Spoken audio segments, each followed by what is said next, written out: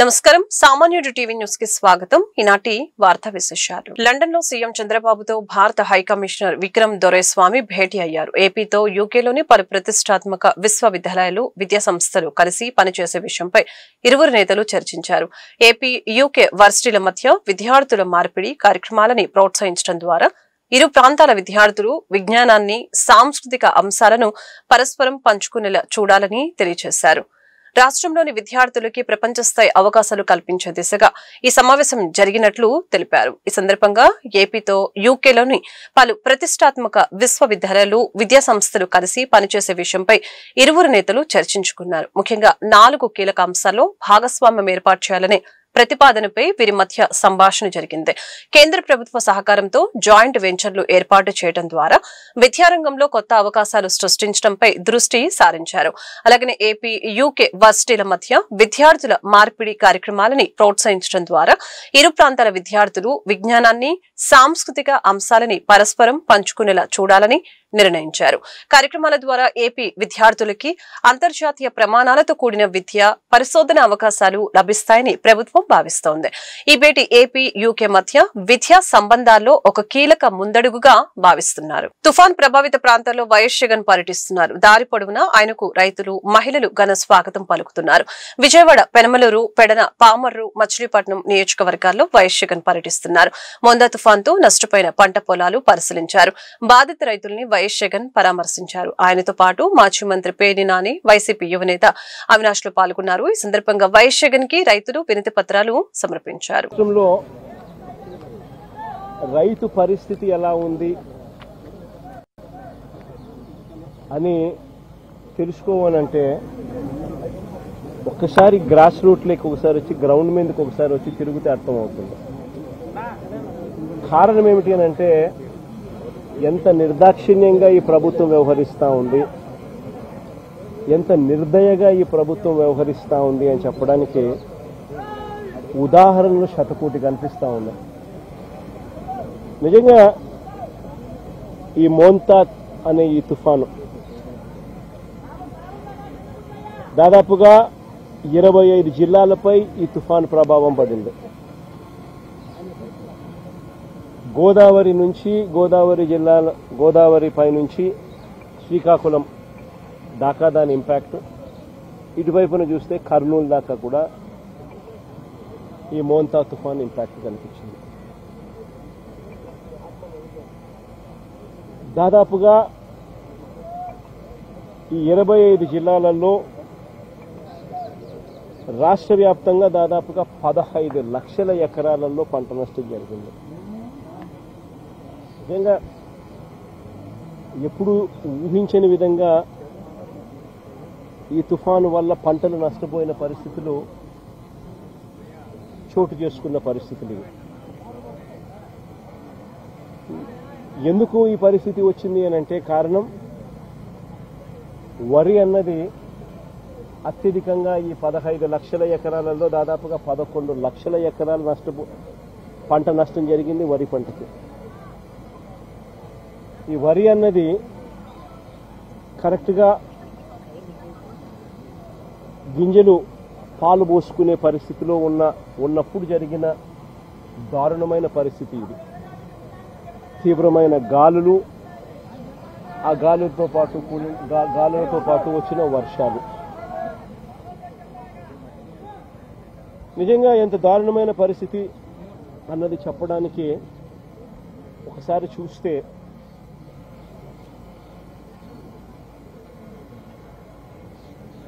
పత్తి, మొక్కజొన్న, అరటి, బొప్పాయి ఇవన్నీ కూడా లెక్కేసుకుంటే దాదాపుగా మరో 4 లక్షల ఎకరాలు అటు ఇటుగా ఒక వరి. మాజీ సీఎం జగన్ పర్యటనలో కాన్వాయ్ ఢీకొట్టడం వలన పలువురికి గాయాలు అయ్యాయి. వైసీపీ నేతల అత్యుత్సాహం వల్లనే ఇలాంటి ఘటనలు పునరావృతం అవుతున్నాయని స్థానికులు దుమ్మెత్తి పోస్తున్నారు.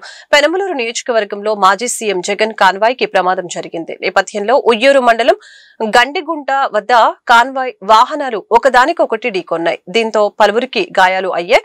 ఈ మేరకు రహదారిపై భారీగా ట్రాఫిక్ జామ్ ఏర్పడింది. వాహనాలు నిలిచిపోయాయి. ఎంత మొర పెట్టుకున్నా వినకుండా జగన్ కాన్వాయ్ ఇష్టం వచ్చినట్లు ముందుకు సాగిందని పోలీసులు ఆరోపిస్తున్నారు. వైసీపీ నేతల అత్యుత్సాహం వల్లనే ఇలాంటి ఘటనలు పునరావృతం అవుతున్నాయని స్థానికులు దుమ్మెత్తిపోస్తున్నారు. ప్రజా సమస్యల పరిష్కారమే లక్ష్యంగా మంత్రి నారా లోకేష్ ప్రజా దర్బార్ కార్యక్రమానికి అంకురార్పణ చేశారు. ఈ సందర్భంగా తెలుగుదేశం పార్టీ కేంద్ర కార్యాలయంలో మంత్రి లోకేష్ ప్రజా దర్బార్ నిర్వహించారు. మంగళవారం ఉదయం 11 గంటల నుంచి ప్రజా దర్బార్ కొనసాగుతుంది. ఈ నేపథ్యంలో మంత్రి లోకేష్ కు అర్జీలు ఇచ్చేందుకు భారీగా ప్రజలు తరలివచ్చారు. ఒక్కొక్కరి దగ్గరకు వెళ్లి వినతి పత్రాలు మంత్రి లోకేష్ స్వీకరిస్తున్నారు. వారిని ఆప్యాయంగా పలకరిస్తూ ప్రజా సమస్యల్ని తెలుసుకుంటున్నారు. అప్పటికప్పుడే ఆయా సమస్యల పరిష్కారం కోసం అధికారులకు ఆదేశాలు జారీ చేశారు. క్రమంలో ప్రతి ఒక్కరితో ఫోటోలు దిగుతున్నారు. చివరి వ్యక్తిని కలిసే వరకు మంత్రి లోకేష్ ప్రజా దర్బార్ కొనసాగింది. ఏలూరు బస్సు ప్రమాదంపై మంత్రి పార్థసారథి ఆరా తీశారు. ప్రమాదంలో ప్రాణాలు కోల్పోయిన సాఫ్ట్వేర్ ఉద్యోగి కుటుంబానికి ప్రభుత్వం తరపున అవసరమైన సహాయ సహకారాలు అందించాలని సంబంధిత అధికారుల్ని మంత్రి ఆదేశించారు.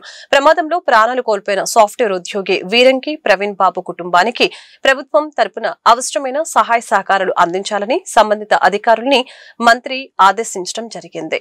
ఘటనకు కారణమైన వ్యక్తులపై చట్టపరమైన చర్యలు తీసుకోవాలని, నిర్లక్ష్యంగా వాహనాలు నడిపే వారిపై అవసరమైన అత్యవసర చర్యలు తీసుకోవాలని తెలియజేశారు. ప్రమాదంలో ప్రాణాలు కోల్పోయిన సాఫ్ట్వేర్ ఉద్యోగి వీరంకి ప్రవీణ్ బాబు కుటుంబానికి ప్రభుత్వం తరపున అవసరమైన సహాయ సహకారాలు అందించాలని సంబంధిత అధికారుల్ని మంత్రి ఆదేశించారు. ఘటనలో గాయపడిన వారికి అవసరమైన వైద్యం అందించాలని వైద్యాధికారులకు మంత్రి సూచించారు. తుళ్లూరు పోలీసు సబ్ డివిజన్ నూతన కార్యాలయాన్ని హోంమంత్రి వంగలపూడి అనిత మంగళవారం ప్రారంభించారు. ఈ సందర్భంగా హోంమంత్రి మాట్లాడుతూ తుళ్లూరు పోలీసు సబ్ డివిజన్ కొత్త ఆఫీస్ ని ప్రారంభించడం సంతోషంగా ఉందని, దీని గురించి ప్రత్యేకంగా చెప్పుకోవాలని అన్నారు. 2014లో సీఎం చంద్రబాబు అమరావతి నిర్మాణం ప్రారంభించారని గుర్తు చేశారు. అయితే 2019లో వైసీపీ అధికారంలోకి వచ్చినప్పటి నుంచి ఇప్పటి వరకు ఈ కార్యాలయం పూర్తి కాకుండా ఉందని చెప్పారు. రాజధాని కొరకు రైతులు ఉచితంగా భూములు త్యాగం చేయడం గొప్ప విషయమని అన్నారు. అమరావతి రైతుల కష్టం ప్రతిఫలమే ఇవాళ అందరూ చూస్తున్నారని హోంమంత్రి తెలిపారు. ఇప్పుడున్న సిచ్యువేషన్స్ లో మేము ఎన్డీఏ కూటమి మేము ఈ రోజు పరిపాలన ఎలా చేస్తున్నామని ప్రజలు కూడా తెలుస్తుంది. కానీ అట్ ద సేమ్ టైం అంతే ఎఫెక్టివ్ గా ప్రతిపక్షాలు చేస్తున్న ఆరోపణల్ని కూడా ఎదుర్కోవాల్సిన పరిస్థితులు ఏర్పడుతున్నాయి. ఎందుకంటే ఎక్కడో ఒక చిన్న ఈ రోజు ఫేక్ వీడియోస్ బయటకు వస్తున్నాయి. ఏఐని బేస్ చేసుకుని ఎక్కడ లేని వీడియోస్ క్రియేట్ చేస్తున్నారు. దాన్ని సోషల్ మీడియాలో విపరీతంగా స్క్రోల్ చేస్తున్నారు. పోలీసుల మీద లేనిపోని అబాండాలు వేస్తున్నారు. ఉత్తరప్రదేశ్ లో ఎక్కడో జరిగిన ఒక సంఘటన, వాళ్ళు ఏదో లారీ వెళ్తుంటే ఏదో వాళ్ళు ఆపిన తర్వాత ఆపలేదని ఒక ట్రాయ్ పట్టుకుని ఇస్తున్నారు. అది కావాలని మళ్ళీ ఇక్కడికి తీసుకొచ్చి ఆంధ్ర పోలీసులు అలా చేస్తున్నారని చెప్పి వైఎస్ఆర్సీపీ సోషల్ మీడియాలో దాన్ని పోస్ట్ చేసే పరిస్థితి. అంటే చూసిన జనాలు ఏమనుకుంటారంటే నిజంగానే పోలీసులు ఇలా చేస్తున్నారేమో అన్న ఒక భ్రమలోకి వెళ్ళిపోతారు. సో అలాంటివి కూడా మేము ఎప్పటికప్పుడు తిప్పుకొట్టుకునే పరిస్థితి కనిపిస్తా ఉంది. దానికి గౌరవ ముఖ్యమంత్రి గారు కూడా ప్రత్యేకంగా డీజీపీ గారికి ఆర్డర్ ఇవ్వడం జరిగింది. టెక్నాలజికల్ గా కూడా పోలీసుల్ని వాళ్ళు ట్రైన్అప్ చేయాలి, టెక్నికల్ బేస్ కూడా ట్రైన్అప్ అవ్వాలని కూడా చెప్పారు. ఓవరాల్ గా ఒకటే చెప్తున్నామంటే ఈ రోజు లా అండ్ ఆర్డర్ అనేది మాకు మేజర్ ప్రయారిటీ. గౌరవ ముఖ్యమంత్రి గారికైనా మాకైనా డెఫినెట్ గా ఆ విషయంలో పోలీస్ వ్యవస్థ మంచి టీం వర్క్ తో ఈ రోజు. గుంటూరు పశ్చిమ నియోజకవర్గ ఎమ్మెల్యే గల్లా మాధవి శ్రీనివాసరావుపేటలోని క్యాంపు కార్యాలయంలో మంగళవారం మహిళా గ్రీవెన్స్ నిర్వహించారు. ఒక్కొక్కటిగా సమస్యలు తెలుసుకుని పరిష్కరించడానికి భరోసా ఇచ్చారు. గడిచిన 4 వారాలుగా గ్రీవెన్స్ నిర్వహిస్తూ 100 ఫిర్యాదుల్ని పరిష్కరించామని చెప్పారు. లీగల్ సమస్యల పరిష్కారం కోసం న్యాయవాదిని నియమించామని అన్నారు. మహిళల కళ్లల్లో ఆనందాన్ని నింపటం కోసమే ఈ గ్రీవెన్స్ ప్రధాన లక్ష్యమని చెప్పారు. అందరికీ నమస్కారం అండి. ఈరోజు మంగళవారం, మరి ప్రత్యేకంగా మహిళల కోసమే ఓ గ్రీవియన్స్ డేని ఏర్పాటు చేసుకొని గడిచిన 3 వారాల నుంచి కూడా చాలా సక్సెస్ఫుల్గా ముందుకు వెళ్తూ ఉన్నాము. అనేక సమస్యలు మా దృష్టికి వస్తూ ఉన్నాయి. సాధ్యమైనంత త్వరితగతిన వాటన్నిటినీ కూడా సాల్వ్ చేస్తూ ముందుకు వెళ్తూ ఉన్నాము. ఇది 4వ వారంగా మేము ఈరోజు ఏర్పాటు చేయడం జరిగింది. ఆడవాళ్ళందరూ కూడా నిస్సంకోచంగా నేనున్నాననే ఒక భరోసాతో ఇక్కడికి రావడం జరుగుతుంది. అటు అధికారుల దగ్గర కానివ్వండి, లేదంటే పోలీస్ స్టేషన్లో కానివ్వండి, ఎక్కడైనా వాళ్ళకి న్యాయం జరగట్లేదు అని అనిపించిన క్రమంలో వాళ్ళు ఇక్కడికి స్వేచ్ఛగా వచ్చి వాళ్ళ ప్రాబ్లమ్స్ని చెప్పుకోవడం జరుగుతుంది. మాకు కూడా అది ఫాస్ట్గా సొల్యూషన్ వచ్చేది అయితే వెంటనే ఇక్కడే మనము మహిళా ప్రాంగణం నుంచి విజయలక్ష్మి గారు లాయర్ గారిని మనం ఒక 1 hour ఇక్కడ కేటాయించాల్సిందిగా రిక్వెస్ట్ చేసినప్పుడు ఆవిడ సహృదయంతో రావడం జరిగింది. అదేవిధంగా మనకి మహిళా పోలీస్ స్టేషన్ నుంచి ఒక ఎస్ఐ గారిని కూడా రమ్మన్నప్పుడు ఆవిడ కూడా ఒక 1 hour మనకి ఇక్కడ కేటాయించడం జరిగింది. తత్సంబంధిత ప్రాబ్లమ్స్ ఏమున్నా కూడా వాళ్ళకి ఎండోర్స్ చేసినప్పుడు చాలా ఫాస్ట్గా వాటికి సొల్యూషన్స్ వాళ్ళు ఇవ్వడం జరుగుతుంది. ఎలాంటి సమస్య అయినా కూడా ఈరోజు వాళ్ళ దృష్టికి తీసుకెళ్తున్నప్పుడు చాలా చక్కగా సవివరంగా వాళ్ళు ఎక్స్ప్లెయిన్ చేస్తున్నప్పుడు సమస్య కూడా వాళ్ళు ఈజీగా తీసుకొని దాన్ని అర్థం చేసుకొని ముందుకు ఎలా వెళ్ళాలో ఒక అవగాహనతో కూడా ఇక్కడికి వచ్చిన వాళ్ళు వెళ్తున్న పరిస్థితి కనపడుతుంది. అదేవిధంగా ఇంకా స్కీములు సరిగ్గా రాని వాళ్ళు, ఇంకా వాళ్ళని ఇంక్లూడ్ చేసుకోలేదు అని చెప్పి ఫీల్ అవుతున్న వాళ్ళు, వీళ్ళు కూడా మన దగ్గరికి రావడం జరుగుతుంది. వాళ్ళందరికీ కూడా మరి స్టేట్ గవర్నమెంట్ తీసుకోవాల్సిన నిర్ణయం ఇది. ఓవరాల్గా అప్పుడు తీసుకున్నప్పుడు కొత్త పెన్షన్స్ కానివ్వండి, లేదంటే ఈ రేషన్లు కానివ్వండి, ఇవన్నీ కూడా వస్తాయని చెప్పి వాళ్ళకి చెప్పడం జరిగింది. ఇవి కాక వాళ్ళు స్థానికంగా ఎదుర్కొంటున్న అనేక సమస్యలు, మనకి చిట్టీలు ఇచ్చి అప్పులు ఇచ్చి మోసపోయిన వాళ్ళు, లేదంటే మోసం చేసి వెళ్ళిపోయిన వాళ్ళు, ఈవ్ టీజింగ్, ఇలాంటివి అనేక సమస్యలతో వస్తున్నారు. అవి కూడా అప్పటికప్పుడే సొల్యూషన్ తీసుకొచ్చే ప్రయత్నం చేస్తూ ఉన్నాము. ఇంక స్థానికంగా వాళ్ళు ఇబ్బంది పడుతున్న మంచినీటి సమస్యలు కానివ్వండి, శానిటేషన్ కానివ్వండి, ఇలాంటి ఇతరత్ర సమస్యలు అన్నీ కూడా మా దృష్టికి వచ్చినప్పుడు వెంటనే 1-2 రోజుల్లో పరిష్కారం అయ్యే వాటికి మినహాయించి అప్పటికప్పుడే పరిష్కారం అయ్యే మాత్రం ఎండార్స్ చేసి చెప్పడం జరుగుతుంది. ఏదేమైనా మంగళవారం జరుగుతున్న ఈ మహిళలకు ప్రత్యేకమైన గ్రీవియన్స్ మాత్రం చాలా. ఆనంద్ తెల్టండే రచించిన iconoclast A reflective biography of doctor Babasaheb Ambedkar పుస్తక పరిచయ కార్యక్రమం ఈ నెల 9వ తేదీ గుంటూరు బ్రాడీపేట యూటీఎఫ్ హాల్లో జరుగుతుందని మాజీ ఎమ్మెల్సీ కెఎస్ లక్ష్మణరావు తెలిపారు.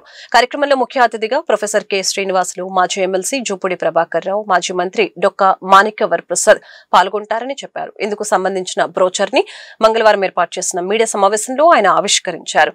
ఈ మేరకు లక్ష్మణరావు మీడియాతో మాట్లాడుతూ ఐకానోక్లాస్ట్ గొప్ప పుస్తకమని చెప్పారు. అంబేద్కర్ జీవితాన్ని, ఆయన ఆలోచనలకి ప్రతీక ఈ పుస్తకమని వివరించారు. సమావేశంలో అరసం జాతీయ అధ్యక్షులు పెనుకొండ లక్ష్మీనారాయణ, ప్రముఖ రచయిత పాపినేని శివశంకర్, ప్రముఖ విద్యావేత్త రమేష్ పట్నాయక్, బత్తుల విల్సన్ పాల్గొన్నారు.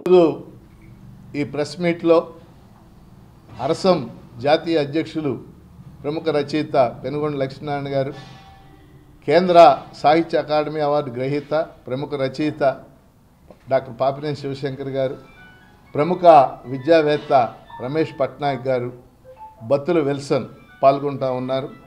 ఈ ప్రెస్ మీట్ యొక్క ప్రధానమైనటువంటి ఉద్దేశం, ఆనంద్ తెల్తుండే ఆయన గొప్ప రచయిత. ఈ కాలంలో ఆయన రాసినటువంటి ఐకనోక్లాస్ట్ అనేటటువంటి ఒక గ్రంథ పరిచయం, a reflective biography of doctor Babasaheb Ambedkar. ఈ ఐకనోక్లాస్ట్ అనేది బాబాసాహెబ్ అంబేద్కర్ జీవిత విశేషాలకు సంబంధించినటువంటి గొప్ప పుస్తకం. అది ఇటీవల చాలా ప్రసిద్ధి చెందింది ఆ పుస్తకం. ఆ పుస్తక పరిచయం మన గుంటూరు నగరంలో రేపు 9వ తేదీ నవంబర్ 9వ తేదీ ఆదివారం సాయంత్రం 5 గంటలకి బ్రాడీపేటలో యూటీఎఫ్ కార్యాలయంలో జరగబోతూ ఉంది. పుస్తక పరిచయాన్ని ప్రొఫెసర్ కె శ్రీనివాసులు, ఆయన ఉస్మానియా యూనివర్సిటీలో పొలిటికల్ సైన్స్ ప్రొఫెసర్గా పనిచేస్తున్నారు. ఆయన ఈ పుస్తకాన్ని పరిచయం చేస్తారు. మరి ఆయనతో పాటు మాజీ మంత్రివర్యులు డొక్కా మాణిక్యవర్ ప్రసాద్ గారు, మాజీ శాసనమండలి సభ్యులు జూపూడి ప్రభాకర్ రావు గారు, తదితరులంతా కూడా ఈ పుస్తక పరిచయ కార్యక్రమాల్లో పాల్గొనబోతున్నారు. ఇటీవల కాలంలో ఈ పుస్తకం అత్యంత సంచలనాన్ని సృష్టించినటువంటి పుస్తకం. కాబట్టి ఈ పుస్తక పరిచయానికి అందరూ పెద్ద సంఖ్యలో హాజరై దీన్ని జయప్రదం చేయాలని చెప్పేసి హృదయపూర్వకంగా కోరుతాం. అంబేద్కర్ జాషువా పూలే పెరియార్ లిటరేచర్ ఫౌండేషన్ ఆధ్వర్యాన నవంబర్ 9వ తేదీన ఈ కార్యక్రమం జరుగుతుంది. ఈ కార్యక్రమంలో ప్రధాన కార్యకర్త బత్తుల విల్సన్, ఈ సంస్థకు ప్రాతినిధ్యం వహిస్తున్న వ్యక్తి. అలాగే ఈ కార్యక్రమంలో మన కెఎస్ లక్ష్మణరావు గారు, శాసనమండలి మాజీ సభ్యులు, వారు కూడా పాల్గొంటున్నారు.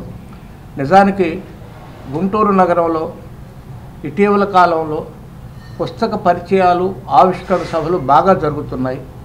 అందులో అవన్నీ ప్రగతిశీల దృక్పథంతో కూడిన పుస్తకాలు, దళిత బహుజన జీవితాలను చిత్రించే పుస్తకాలు, ఇటువంటి ఆవిష్కరణలు జరగటం, పరిచయాలు జరగటం అనేది ఈ పట్టణంలో మేధావులకి, సాహితీ ప్రియులకు, సాహితీవేత్తలకు ఒక మంచి అవకాశం కూడా. అలాగే సామాజిక భావాలు ఉన్నవాళ్ళు, అభ్యుదయ భావాలు కలిగిన వాళ్ళు ఈ కార్యక్రమాలకు హాజరై వీటన్నిటిని ప్రోత్సహించాలి. గుంటూరు నగరంలో మరింతగా ఇటువంటి కార్యక్రమాలు జరిగే కృషిని ప్రోత్సహించాలని చెప్పి కోరుతున్నాను. మా అభ్యుదయ రచన సంఘం కూడా ఇటువంటి కార్యక్రమాలు ఎప్పుడు సదా నిర్వహిస్తూనే ఉంది. అందరం కలిసి ఇటువంటి కార్యక్రమాలు కూడా భవిష్యత్తులో. తెల్తుండే గారు రచించిన ఐకనోక్లాస్ట్ పుస్తకం ఏదైతే ఉందో నిజానికి చాలా సరి అయిన సందర్భంలో ఈ పుస్తకం వచ్చింది. దేశంలో ఫ్యాసిస్టు శక్తులు పెరుగుతున్నప్పుడు ఈ పెరుగుతున్న ఫ్యాసిజానికి వ్యతిరేకంగా ప్రజా ఉద్యమాలు, గతంలో జరిగిన ఉద్యమాలను, వర్గ పోరాటాలను, వర్గపరమైన ఘర్షణలను, అలాగే సామాజిక ఘర్షణలను, వాటి మధ్య పెరిగిన డాక్టర్ బిఆర్ అంబేద్కర్ జీవితాన్ని ఒక విశ్లేషణాత్మక దృక్పథంతో వర్తమాన ఉద్యమాలకి మనకు ఒక గైడెన్స్గా తీసుకురావాలనే ఉద్దేశంతో ప్రొఫెసర్ ఆనంద్ తెల్తుండే ఈ పుస్తకాన్ని రాశారు. కాబట్టి ఈ పుస్తక పరిచయ సమావేశానికి ఉద్యమాల ఎడల ఆసక్తి ఉన్న ప్రతి సంఘానికి చెందిన వాళ్ళు, ప్రజలందరూ కూడా, సాహిత్యం మీద అభిమానం ఉన్నవాళ్ళు కూడా రావాల్సిన ఆవశ్యకత ఉంది. నా ఉద్దేశంలో ఈ 9వ తారీఖున పుస్తక పరిచయం తర్వాత కనీసం గుంటూరు నగరంలో ఒక కొత్త చర్చ ప్రజా ఉద్యమాలపైన, ప్రజా ఉద్యమాలని సామాజికీకరించడం ఎలా, లేకపోతే గతంలో ప్రజా ఉద్యమాలు ఏ విధంగా మనకి అసతోమా సద్గమయ అని ఒక ఉపనిషద్ వాక్యం ఉంది. చీకటి నుంచి వెలుగులోకి నడిపించము అని చెప్పి దాని యొక్క అర్థం. అయితే యుగ యుగాలుగా, తరతరాలుగా మన పవిత్ర భారతదేశంలో ఎంతోమంది ఆ చీకటిలోనే ఉండిపోయారు, ఉంచబడ్డారు కూడా. అయితే అటువంటి ఆ చీకటి మీద, ఆ చీకటి ప్రదేశాల మీద ఇవాళ ఈ తరంలో కొత్త కొత్త వెలుగులు ప్రసరిస్తూ ఉన్నాయి. ఏనాడో మహాకవి శ్రీశ్రీ కూడా చెప్పాడు, ఇతిహాసపు చీకటి కోణం అట్టడుగున పడి కాన్పించని సత్యాలన్నీ కావాలి ఇప్పుడు అని చెప్పి, ఆ కథలన్నీ కావాలి ఇప్పుడు అని చెప్పి, అట్లా అట్టడుగున పడిపోయినటువంటి ఎన్నెన్నో రహస్యాలను, లేదా మార్మికంగా ఉన్నటువంటి అంశాలను, లేదా అణిచివేతకు సంబంధించినటువంటి అంశాలను వెలుగులోకి తీసుకురావాల్సిన అవసరం ఇవాళ చాలా ఉన్నది. ఆ నేపథ్యంలోనే ఆనంద్ తేల్తుంబ్లే రాసినటువంటి ఐకనోక్లాస్ట్ అనే గ్రంథం ఆవిష్కరణ జరుగుతూ ఉంది. అందరికీ తెలిసిన విధంగానే చాలా ప్రసిద్ధ రచయిత, ఆధునిక సామాజిక విశ్లేషణలో ఆరితేరినటువంటి వాడు. అటువంటి గొప్ప రచయిత రాసినటువంటి ఈ గ్రంథాన్ని ఆవిష్కరణ చేస్తున్న సందర్భంగా మహిళలు వంటింటికి పరిమితం కాకుండా పురుషులతో సమానంగా అన్ని రంగాలలో రాణించాలని ఎమ్మెల్యే గల్లా మాధవి రాష్ట్ర తెలుగు యువత అధ్యక్షులు రాయపాటి సాయి పేర్కొన్నారు. ఈ సందర్భంగా పశ్చిమ నియోజకవర్గంలోని తెలుగుదేశం కార్యాలయంలో లామ్ నవమిని వారు అభినందించారు. మహిళలు పురుషులతో పాటు అన్ని రంగాలలో రాణించాలని, మీకు వచ్చిన అవకాశాన్ని సద్వినియోగం చేసుకుని మెడల్స్ సాధించి ఆంధ్రప్రదేశ్ రాష్ట్రం గుంటూరు జిల్లా పరువుని నిలబెట్టాలని ఆమెకు వారు ధైర్యాన్ని ఇచ్చారు. అనంతరం ప్రముఖ క్రీడాకారిణి లామ్ నవమి మాట్లాడుతూ ఎమ్మెల్యే గల్లా మాధవి పేదరికంతో పుట్టి ఒక ఎమ్మెల్యే అవటానికి తన జీవితంలో ఎన్నో ఒడిదుడుకుల్ని ఎదుర్కొని వాటిని విజయవంతంగా జయించి ఎమ్మెల్యే అయి మహిళలకి ఆదర్శంగా నిలిచారని చెప్పారు. లామ్ నవమి గారు తెలుగుదేశం పార్టీలో ప్రజెంట్ గుంటూరు జిల్లా తెలుగు మహిళా విభాగం డ్వాక్రా సాధికార సంఘానికి సంబంధించిన జిల్లా ప్రధాన కార్యదర్శిగా పనిచేస్తూ ఉన్నారు. గతంలో కూడా తెలుగుదేశం పార్టీ మహిళా నాయకుడిగా పనిచేస్తూ ఉన్నారు. ఎప్పటి నుంచో కూడా మేము చూస్తూ ఉంటాం. ఇప్పుడే అన్నారు, ఎప్పటి నుంచో ప్యాంట్ షర్ట్ ధరించి అందరికీ భిన్నంగా ఉంటారు, అంటే స్పోర్ట్స్ ఉమెన్ కాబట్టి అలా ఉన్నారు. ఈ వయసులో కూడా క్రీడల పట్ల మక్కువతో ఎంతో ముందుకెళ్తూ జిల్లా స్థాయి నుంచి స్టేట్ స్థాయి, అలాగే జాతీయ స్థాయి నుంచి ఇవాళ అంతర్జాతీయ స్థాయికి సికింద్రాబాద్లో 5వ తారీఖు జరగబోతున్న, మెడ్రాస్లో 5వ తారీఖు జరగబోతున్న ఈ అంతర్జాతీయ క్రీడా కాంపిటీషన్కి సెలెక్ట్ అవటం, లాంగ్ జంపు, జావలింగ్, ట్రిపుల్ జంప్లో విభాగాల్లో లామ్ నవమి గారు ఈ క్రీడల్లో పార్టిసిపేట్ చేయడం నిన్నే చూసాం. మనం జాతీయ స్థాయి మన అంతర్జాతీయ వరల్డ్ కప్లో మన ఇండియన్ క్రికెట్ టీం మహిళా జట్టు ఏ విధంగా తమ సత్తా చాటి ముందుకెళ్ళిందో ఉమెన్ ఎంపవర్మెంట్ అనేది ఎంతో నేటి సమాజానికి ఇంపార్టెంట్. అలాగే మా తెలుగుదేశం పార్టీ అధినేత ప్రస్తుతం మన ఆంధ్రప్రదేశ్ ముఖ్యమంత్రి నారా చంద్రబాబు నాయుడు గారు కానివ్వండి, మన డిప్యూటీ సీఎం పవన్ కళ్యాణ్ గారు కానివ్వండి, అలాగే మన యువనేత ఐటీ విద్యా మానవ వనరుల శాఖ మంత్రి నారా లోకేష్ గారు మహిళా సాధికారత గురించి ఎప్పటి నుంచో మాట్లాడుతూ ఉంటారు. మహిళలు సాధికారత ముందుకెళ్ళాలి, అన్ని రంగాల్లో ఆరితేరి ఆంధ్రప్రదేశ్ ప్రతిష్ట నిలబెట్టాలని చెప్పి ఎప్పటి నుంచో కోరుకుంటా ఉంటారు. కాబట్టి అందుకు అనుగుణంగా రామ్ నవమి గారు ఈ విధంగా అంతర్జాతీయ స్థాయిలో ఈ 3 విభాగాల్లో సెలెక్ట్ అవ్వటం, ఇప్పటికే ఎన్నో మెడల్స్ తెచ్చుకొని ఉన్నారు. అలాగే భవిష్యత్తులో కూడా ఇప్పుడు అంతర్జాతీయ స్థాయిలో పాల్గొనబోతున్న ఈ ఏదైతే క్రీడలు ఉన్నాయో ఈ 3 విభాగాల్లో తను మెడల్స్ తెచ్చుకొని మన ఆంధ్రప్రదేశ్ పరువు ప్రతిష్టలతో పాటు దేశ ప్రతిష్టలు నిలబెట్టాలని చెప్పి మనస్ఫూర్తిగా తెలుగు యువత విభాగం తరపున కోరుకుంటా ఉన్నాము. భవిష్యత్తులో కూడా ఎన్నో మరిన్ని ఉన్నత శిఖరాలకు ఈ క్రీడా విభాగంలో ఎదగాలని చెప్పి, అలాగే ఆంధ్రప్రదేశ్ ప్రభుత్వం నుంచి కూడా తనకి సహాయ సహకారాలు భవిష్యత్తులో అందాలని చెప్పి మనస్ఫూర్తిగా కోరుకుంటూ, మాస్టర్స్ అథ్లెటిక్స్ తరపున 22 దేశాలు పాల్గొంటున్నాయి. వాటిలో మన ఇండియా తరపున నేను సెలెక్ట్ అయ్యాను. మద్రాసులోని 5వ తారీఖు నుంచి 9వ తారీఖు వరకు ఈ స్పోర్ట్స్ జరుగుతాయి. నేను వచ్చేసి long jump, triple jump, javelin త్రోకి సెలెక్ట్ అయ్యానండి. మా ఇండియా టీం వాళ్ళకి నా తరపున అభినందనలు తెలియజేస్తున్నాను. నేను సెలెక్ట్ అయిన సందర్భంగా నా కోచ్ కానీ ఇంతగా రావడానికి నా కుటుంబ సభ్యులు నాకు సపోర్ట్ ఇచ్చినందుకు వాళ్ళకు కూడా నేను కృతజ్ఞతలు తెలియజేస్తున్నాను. నేను 18 సంవత్సరాల నుంచి పోటీలు చేస్తున్నానండి. నాకు 68 మెడల్స్ వచ్చినాయి, 11 మెమోంటోస్ వచ్చినాయి. అయితే 4 సార్లు కూడా ఇట్లా ఇంటర్నేషనల్ సెలెక్ట్ అయ్యాను. నాకు ఆర్థిక ఇబ్బందుల వల్ల నేను వెళ్ళలేకపోయాను. ఈసారి వేరే దేశంలో కాకుండా మన ఇండియాలోనే ఈ స్పోర్ట్స్ పెడుతున్నారు కాబట్టి నాకు అవకాశం వచ్చింది. ఓన్లీ ఫీజు వరకే కట్టుకొని నేను పోటీ చేస్తున్నాను. భారత మహిళా క్రికెట్ జట్టు ప్రపంచ కప్ విజయం సాధించిన సందర్భంగా దేశవ్యాప్తంగా సంబరాలు కొనసాగుతున్నాయి. ఈ సందర్భంగా గుంటూరు పశ్చిమ నియోజకవర్గంలో శాసనసభ్యురాలు గల్లా మాధవి మహిళల సమక్షంలో కేక్ కట్ చేసి బాణసంచ కాల్చి ఆనందం వ్యక్తం చేశారు. ఈ సందర్భంగా గల్లా మాధవి మీడియాతో మాట్లాడారు. మన భారత మహిళా క్రికెట్ జట్టు ఈసారి ప్రపంచ కప్ ని గెలుచుకోవడం ప్రతి భారతీయుడికి గర్వ కారణమని తెలియజేశారు. సమాజంలో మహిళా శక్తి ఎదుగుదలకి ఇది సంకేతమని శాసనసభ్యురాలు గల్లా మాధవి అభిప్రాయం వ్యక్తం చేశారు.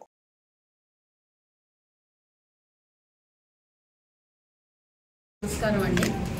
ఆడపిల్లకి సరైన అవకాశము అదేవిధంగా ప్రోత్సాహము ఇస్తే సాధించలేదంటూ ఏదీ లేదు అని చెప్పి ఈరోజు మన భారతదేశ ఉమెన్ క్రికెట్ టీము ప్రపంచానికి చాటి చెప్పిన శుభతరుణంలో మా యొక్క మహిళామణులందరూ కూడా, తెలుగు మహిళలందరూ కూడా ఈ శుభ సందర్భాన్ని చాలా అత్యంత అద్భుతంగా మేము సెలబ్రేట్ చేసుకుంటూ ఈరోజు పశ్చిమ కార్యాలయంలో నుంచి కేక్ కటింగ్ ప్రోగ్రామ్ని ఏర్పాటు చేసుకోవడం జరిగింది.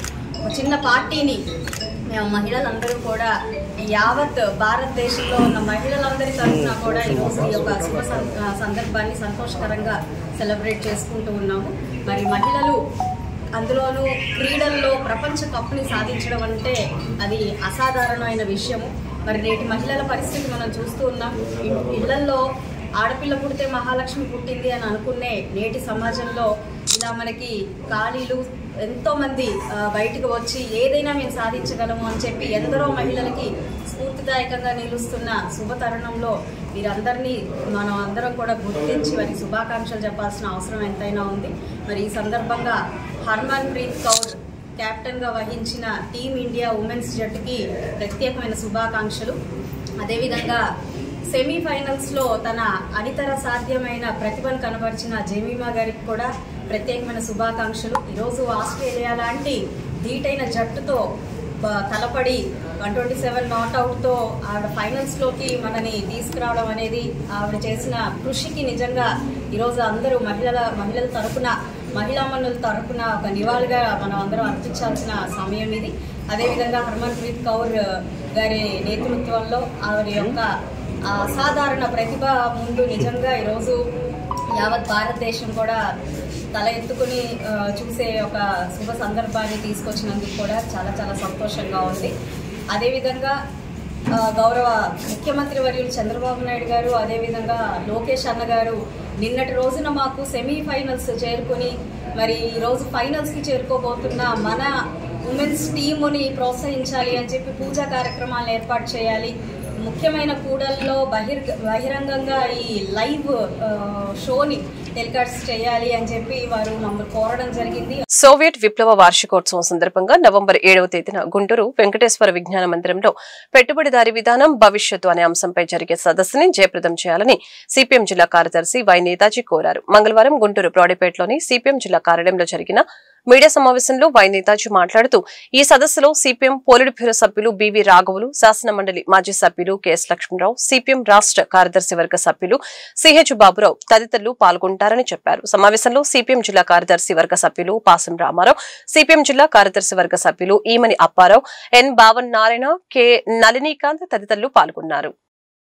అక్టోబర్ సోషలిస్టు విప్లవ వార్షికోత్సవం సందర్భంగా నవంబర్ 7వ తేదీన సాయంత్రం 4 గంటలకి గుంటూరు వెంకటేశ్వర విజ్ఞాన మందిరంలో పెట్టుబడిదారీ విధానం భవిష్యత్ అనే అంశం మీద సిపిఎం పార్టీ ఆధ్వర్యంలో సభ జరుగుతూ ఉంది. ఈ సభలో సిపిఎం పార్టీ అఖిల భారత నాయకులు కమ్రేడ్ బివి రాఘవులు గారు, పార్టీ రాష్ట్ర నాయకులు కమ్రేడ్ సిహెచ్ బాబురావు గారు, మాజీ ఎమ్మెల్సీ కెఎస్ లక్ష్మణరావు గారు ప్రధాన వక్తలుగా పాల్గొని ప్రసంగించబోతా ఉన్నారు. పెట్టుబడిదారీ వ్యవస్థకి నాయకత్వం వహిస్తున్నటువంటి అమెరికాలో కూడా ఈ రోజుకి కూడా నిరుద్యోగం, అట్లాగే సంక్షోభం, జాతుల పట్ల వివక్షత ఇవన్నీ కూడా కొనసాగుతూ ఉన్నాయి. ఇటువంటి నేపథ్యంలో దానికి భిన్నంగా 100 ఏళ్ల క్రితమే 1917లో సోవియట్ యూనియన్లో మొట్టమొదటిసారిగా ప్రపంచంలో కార్మిక వర్గ రాజ్యం అధికారంలోకి రావటం జరిగింది. వచ్చిన 20 సంవత్సరాల్లోనే ఆ దేశంలో నిరుద్యోగాన్ని రూపుమాపారు, శ్రమకు తగినటువంటి ప్రతిఫలం అందించారు, రైతులకి తగినటువంటి ప్రతిఫలం లభించడం జరిగింది, ఉచిత విద్య, వైద్యం, అందరికీ గృహ వసతి లాంటి సౌకర్యాలన్నీ కల్పించారు, వృద్ధులకి భరోసా దొరికినటువంటి పరిస్థితి ఉంది, మహిళల్ని అట్లాగే మైనారిటీలని ఇటువంటి వాళ్ళందరినీ కూడా మిగిలినటువంటి వాళ్ళందరితో సమానమైనటువంటి హక్కులు సాధించినటువంటి వ్యవస్థగా సోషలిస్ట్ వ్యవస్థ ఉంది. ఆనాడే కాదు ఈనాటికి కూడా ప్రపంచంలో ఒక భిన్నమైనటువంటి పద్ధతుల్లో సోషలిస్టు వ్యవస్థని నిర్మించేటువంటి క్రమంలో చైనా ఉంది. పెట్టుబడిదారీ వ్యవస్థ యొక్క దుర్మార్గాల్ని, దౌష్ట్యాల్ని ప్రతిఘటిస్తూ సాధారణమైనటువంటి ఇతర దేశాలకి సంఘీభావంగా ఉంటా ఉంది. అక్కడ నిరుద్యోగం లేకుండా చేశారు. మిగతా అభివృద్ధికి సంబంధించినటువంటి కార్యక్రమాలు కూడా ప్రపంచంలో ప్రత్యేకమైనటువంటి పద్ధతుల్లో అక్కడ అభివృద్ధి కార్యక్రమాలు నిర్వహించడం జరుగుతూ ఉంది. అట్లాగే పెట్టుబడిదారీ దేశాలన్నింటిలోనూ కూడా ఇవాళ నిరుద్యోగానికి వ్యతిరేకంగా యువత వీధుల్లోకి వచ్చి పోట్లాడుతూ ఉన్నారు. కార్మిక వర్గం వాళ్ళకు ఉన్నటువంటి హక్కుల్ని కాలు రాసేటువంటి దానికి వ్యతిరేకంగా పోట్లాడుతూ ఉన్నారు. పెట్టుబడిదారీ వ్యవస్థకి ప్రత్యామ్నాయం కావాలని చెప్పేసి ప్రపంచంలో ఉండేటువంటి అనేక దేశాల్లో ఉండేటువంటి ప్రజానీకం ముందుకు వస్తున్నటువంటి నేపథ్యం ఉంది. ఈ నేపథ్యంలో సోషలిస్టు విప్లవ వార్షికోత్సవం సందర్భంగా ఈ సభని నిర్వహించాలని చెప్పేసి సిపిఎం పార్టీ భావించింది. శ్రీ వెంకటేశ్వర విజ్ఞాన మందిరంలో సాయంత్రం 4 గంటలకి సభ జరుగుతుంది.